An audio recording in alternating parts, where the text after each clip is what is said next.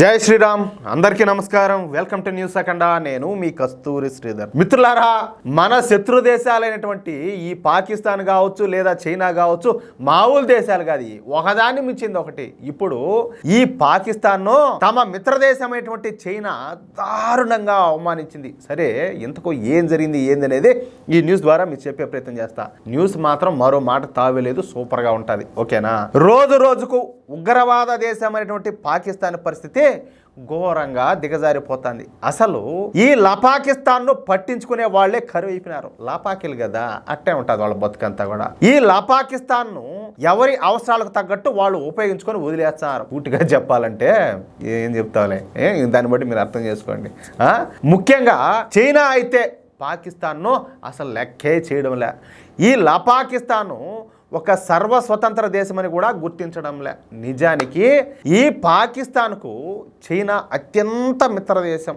వీళ్ళిద్దరిది ఒకటే ఎజెండా, అదే మన భారతదేశాన్ని నాశనం చేయడం. కాబట్టి ఈ రెండు దేశాల మధ్యన ఫెవికల్ బంధం ఏర్పడింది. అందుకే ఈ పాకిస్తాన్కు చైనా వేల కోట్ల రూపాయలు రుణాలను ఇస్తుంది. ఈ క్రమంలోనే చైనా పాకిస్తాన్లో నుంచి చైనా పాకిస్తాన్ ఎకనామిక్ కారిడార్ను ఏర్పాటు చేస్తుంది. ఈ కారిడార్ పైన ఏకంగా $60 బిలియన్ ఖర్చు చేస్తుంది చైనా. $60 బిలియన్ అంటే మన దేశ కరెన్సీలో 5 లక్షల కోట్లకు పైమాటే. వాళ్ళ ముఖాలు చూసి అంత డబ్బులు పెట్టడం అంటే ఇంకేంది అనుకున్నారు? ఎక్కువే కదా. చెప్పాలంటే సాహసమే. కానీ చైనా వాళ్ళు కూడా అంత తెలివి తక్కువ వాళ్ళేం కాదు కదా, అది విషయం. అయితే పాకిస్తాన్కు బలం పాకిస్తాన్ ఆర్మీ. పాకిస్తాన్ ఆర్మీ బలంగా ఉన్నంత వరకు పాకిస్తాన్ బలంగానే ఉంటుంది. ఇది జగమెరిగిన సత్యం. అయితే మన దేశంలో మోడీ ప్రభుత్వం వచ్చిన దగ్గర నుంచి పాకిస్తాన్ ఆర్మీ తేలిపోవడం ప్రారంభించింది. అప్పటిదాకా వీరులు సూర్యులు అని చెప్పుకున్నటువంటి ఈ పాకిస్తాన్ ఆర్మీ మన దెబ్బకు గింగిరాలు పోయి బొంగరాలు తిరుగుతుందట్టే. తద్వారా పాకిస్తాన్ ఆర్మీలో ఉన్నటువంటి లోపాలన్నీ కూడా బయటపడుతున్నాయి. అంతెందుకు, మొన్న మనం ఆపరేషన్ సింధూర్ను ప్రారంభించినప్పుడు టర్కీ పెద్ద సంఖ్యలో అత్యంత అధునాతనమైనటువంటి బైరక్తర్ డ్రోన్లను, అదేవిధంగా సూసైడ్ డ్రోన్లను ఈ పాకిస్తాన్కి అయితే అందించింది. ఎందుకంటే మీది ఒకటే మతం మాది ఒకటే మతం అన్నట్టు మనం చేసినటువంటి సాయాన్ని కూడా మర్చిపోయి సిగ్గు మానవ లజ్జ ఏమీ లేకుండా ఈ టర్కీ పోయి వాళ్ళ పంచన చేరింది. ఎవరి పంచన? పాకిస్తాన్ పంచన. ఎందుకంటే మత పిచ్చట్టాడిది. సరే, ఇకపోతే చైనా అయితే పాకిస్తాన్కు యుద్ధ విమానాలు, గగనతల రక్షణ వ్యవస్థలు, కామికాజీ డ్రోన్లు, PL-15 మిసైల్స్ అందించినప్పటికీ పాకిస్తాన్ ఆర్మీ ఏమీ కూడా చేయలేక, సూటిగా చెప్పాలంటే మన భారత్ బొచ్చు కూడా పీకలేక అటర్ ఫ్లాప్ అయిపోయింది. భారతదేశంలోని ఏ ఒక్క టార్గెట్ను కూడా ఈ పాకిస్తాన్ ఆర్మీ అయితే ఛేదించలేకపోయింది. పైపెచ్చి ఏంటంటే మన ఎయిర్ ఫోర్సు రావల్పిండి మీద దాడి చేసినప్పుడు పాకిస్తాన్ ఆర్మీ చీఫ్ అయినటువంటి ఆసిం మునీర్ గాడు పరిగెత్తుకుంటా పోయి అట్టే ప్యాంట్ ఎగపట్టుకొని పరిగెత్తుకుంటా పోయి బంకర్లో దూరినాడట. ఏది భయపడిపోయి. ఈ విషయం మీడియాలో కూడా వచ్చింది. దీంతో పాకిస్తాన్ గౌరవం మరింత దిగజారిపోయింది. సూటిగా చెప్పాలంటే పాతాళంలోకి వెళ్ళిపోయింది. అర్థమైందా? సరే, మన ఆపరేషన్ సింధూర్ తర్వాత మన దేశ విదేశాంగ మంత్రి అయినటువంటి జయశంకర్ గారు తాలిబాన్ విదేశాంగ శాఖ మంత్రితో అరగంట సేపు మాట్లాడినారు. ఈ విషయం మీద కూడా నేను ఒక న్యూస్ చూసే ఉంటారు మీరు కూడా. అది కూడా నదుల విషయం మీద మాట్లాడినారు. ఆఫ్ఘనిస్తాన్ నుంచి ఈ లపాకిస్తాన్లోకి 3 నదులు ప్రవహిస్తూ ఉంటాయి. అయితే ఆఫ్ఘనిస్తాన్లో ఈ నదులపైన రిజర్వాయర్లు, డ్యామ్లు లేకపోవడంతో ఇక ఈ నదుల్లో నీటిని ఆఫ్ఘనిస్తాన్ ఉపయోగించుకోలేకపోతుంది. దీంతో ఈ నదులపైన ఆనకట్టలు, అదేవిధంగా రిజర్వాయర్లను కట్టడానికి ఆఫ్ఘనిస్తాన్ తాలిబాన్ ప్రభుత్వం భారత్ సహాయం కోరింది. అందుకు భారత్ కూడా అంగీకరించింది. అయితే భారత్ ఇక్కడ ఈ ఆఫ్ఘనిస్తాన్లోని తాలిబాన్ ప్రభుత్వానికి ఒక షరతు ఒకటి పెట్టింది.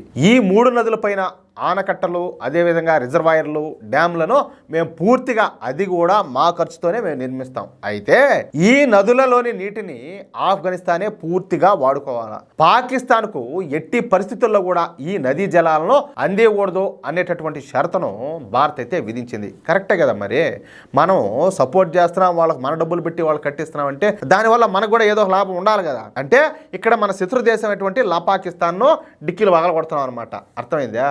అయితే ఈ షరతుకు ఆఫ్ఘనిస్తాన్లోని తాలిబాన్ ప్రభుత్వం కూడా అంగీకరించింది. ఇక ఈ విషయం తెలుసుకున్నటువంటి పాకిస్తాన్ ఇప్పుడు నోటి చేతికి లబోదిబోమని కొట్టుకుంటుంది. ఇప్పటికే భారత ప్రభుత్వం ఈ సింధు జలాలను నిలిపేసింది. ఇప్పుడు ఆఫ్ఘనిస్తాన్ కూడా తమ నదులకు అడ్డుకట్ట వేస్తే ఇక పాకిస్తాన్ ఎడారిగా మారిపోతుందని భయపడినటువంటి పాకిస్తాన్ ప్రభుత్వం తమకు ఆఫ్ఘనిస్తాన్కు మధ్యవర్తిత్వం చేయమని చెప్పేసి చైనాను కోరింది. సరే, అందుకు చైనా కూడా అంగీకరించింది. ఎందుకంటే పక్కన వచ్చి మనల్ని పెద్ద మనుషులు చేస్తామంటే అదొక ఆనందం, అదొక తృప్తి కదా. అందులో చైనాకి ఇట్లాంటివి బాగుంటాయి అన్నమాట ఈ ఫీలింగ్స్. మీరు కూడా చూసే ఉంటారు. మొన్న ఈ మధ్య మనము ఆపరేషన్ సింధూర్లో భాగంగా పాకిస్తాన్ వాయించి పడేస్తామంటే మధ్యలో పనకంలో పొడకలాగా ఈ చైనా ఒకటి వచ్చింది. మేము మధ్యవర్తిత్వం చేస్తాము, మేము మధ్యచాలు చేస్తామని చెప్పేసి. నీ బతుకు నిన్నెవరు పిలిచారో, నిన్నెవరు పిలిచారంటాలే. అంటే భారతదేశం పక్కన కూర్చొని నువ్వు మధ్యవర్తిత్వం చేసి నువ్వు సూక్తులు చెప్పి అంత గొప్ప దేశానివా నువ్వా? నీ బతుకు ఎవరికి తెలియదు కనుక పాకిస్తాన్కు సపోర్ట్ చేసి పాకిస్తాన్ భుజం మీద తుపాకి పెట్టి నువ్వు భారతను కాల్చాలనుకుంటున్నావు.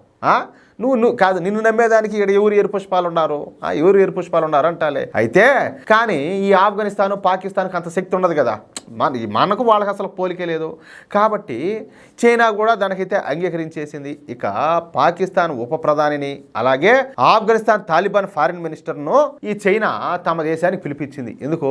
మధ్యస్థం చేసేదానికి. ఇకపోతే పాకిస్తాన్ ఉప ప్రధాని ఇషాక్ దార్ ఈయన గారు వచ్చేసి బీజింగ్కు పోయినాడు. అయితే ఈ పాకిస్తాన్ ఉప ప్రధాని అదేవిధంగా ఫారిన్ మినిస్టర్ అయినటువంటి ఇషాక్ దార్ను రిసీవ్ చేసుకోవడానికి చైనాకు సంబంధించిన ఏ క్యాబినెట్ మినిస్టర్ కూడా రాలేదంట. కనీసం సహాయ మంత్రి కూడా రాలా. ఎవరో ఒక అధికారి వచ్చి ఈ పాకిస్తాన్ ఉప ప్రధానికి స్వాగతం పలికినాడు. ఒక పాకిస్తాన్ ఉప ప్రధానికి కనీసం ఒక కారు కూడా కేటాయించలా. ఎంత అవమానం చూడండి ఇది వాళ్ళకు. అయినా వాళ్ళ సిగ్గులే లజ్జలేదులే. పాకిస్తాన్ ఉప ప్రధానిని కారులో కాకుండా ఒక టెంపోలో హోటల్కి తీసుకొని పోయినారంట. సరే, ఆ హోటల్ అన్నా బాగుండదు అంటే అది కూడా స్టార్ హోటల్ కూడా కాదు, కనీసం 3 స్టార్ హోటల్ కూడా కాదంట. బీజింగ్లో సాధారణ టూరిస్టులు ఉండేటటువంటి ఒక సాధారణ హోటల్లో ఈ పాకిస్తాన్ ఉప ప్రధాని ఉంచినారంట. అది వాళ్ళ బతుకు, ప్లాట్ఫామ్ బతుకు ఏదంటే అది. కానీ చైనాకు వచ్చినటువంటి తాలిబాన్ ఫారిన్ మినిస్టర్కు మాత్రం చైనా సకల మర్యాదలు చేసిందంట. ఆయనకు ఆహ్వానం పలికే సమయంలో కానీ, కార్ల విషయంలో కానీ, హోటల్స్ విషయంలో కానీ అన్ని ఏర్పాట్లను ఘనంగా చేశారంట. అంటే ఆఫ్ఘనిస్తాన్ తాలిబాన్లకు ఇచ్చినటువంటి విలువ కూడా ఈ పాకిస్తాన్ ఉప ప్రధానికి ఇవ్వాల. అది విషయం. అయితే ప్రస్తుతం ఈ పాకిస్తాన్ బతుకు అటర్ ఫ్లాప్ అయిపోయి బొచ్చ, ఇప్పుడు మొన్నటిదాకా బొచ్చనే ఉంది, ఇప్పుడు ఆ బొచ్చి కూడా లాగిపారి దొబ్బుతారు వాళ్ళు. అట్ట పోతాను దీని బతుకు. ఏమంటారా? వీళ్ళకి ఆ మాత్రం కావాలా? మనము సోదర భావంతో మంచిగా మనం ఎంత ఆలోచన చేసినా కూడా వాళ్ళు మన నాశనాన్ని కోరుకున్నారు. చైనా మాత్రం మెట్ట కొట్టి 36 చెరువు నీళ్లు దాపిస్తామంటే ఈ చైనా మాత్రం ఒక పక్కన ఏదో సపోర్ట్ చేస్తామని చెప్పి పేరు చెప్పి వీళ్ళను ఉడకాడిపిస్తా ఉన్నా కూడా వీళ్ళు మాత్రం వాళ్ళ సంకలే నాకుతారు. అది మొత్తానికైతే వీళ్ళకి అలాంటి వాళ్ళే కరెక్ట్. ఏమంటారా మిత్రులారా? ఈ న్యూస్ కనుక మీకు నచ్చినట్లయితే ఖచ్చితంగా ఈ న్యూస్ నలుగురికి షేర్ చేయండి. అదేవిధంగా ప్రతి ఒక్కరు కూడా మీ యొక్క అమూల్యమైన అభిప్రాయాలను ఖచ్చితంగా కామెంట్ చేయండి. ఇంకో విషయం ఏంటంటే, ఇంతవరకు మీరు కనుక మన ఛానల్ను సబ్స్క్రైబ్ చేసుకున్నట్లయితే ప్రతి ఒక్కరు కూడా మన ఛానల్ను సబ్స్క్రైబ్ చేసుకోండి, సపోర్ట్ చేయండి ప్లీజ్. జై శ్రీరామ్, జై హింద్.